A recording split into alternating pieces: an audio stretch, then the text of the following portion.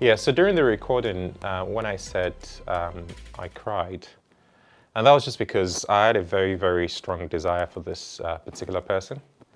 And at the same time, I felt God was depriving me of what I felt like was me. And I think the only way I could respond to that inner conflict was just to break down in tears. This was in my room. And I do remember that particular moment when I was crying. I just felt like a baby. Like, gosh, I feel like a old man, broken, couldn't have his way. And it felt very strongly like something was going on inside of me. And of course, on the back of that, I kind of made the resolution that, you know what, my life is in God's hands. God wants the best for me. And effectively, that's how I've been able to move away from there.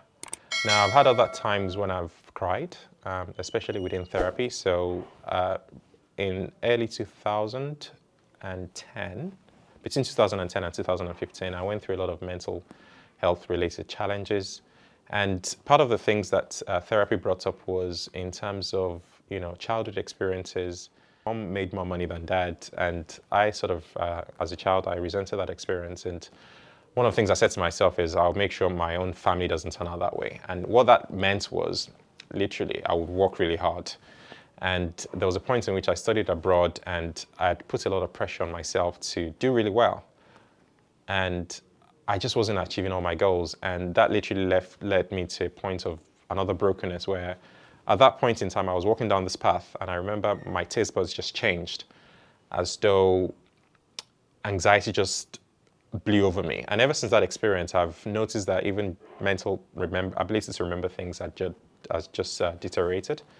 So that led me back into therapy. And one of the things that therapy brought up was whenever I was in a close relationship with a female, especially women that I would consider more successful than I was, whether in terms of career progression, whether in terms of having money, all of a sudden I'll start feeling anxious, very nervous. And I just didn't understand what was the driver of why I was feeling the way I was feeling.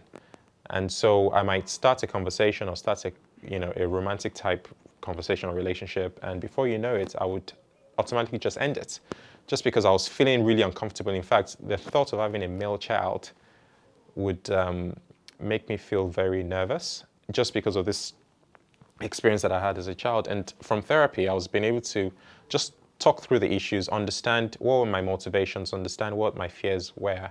And I think now I can say that I'm comfortable around, women that are more successful than I am. I'm comfortable around, or potentially having a woman that earns more than I do.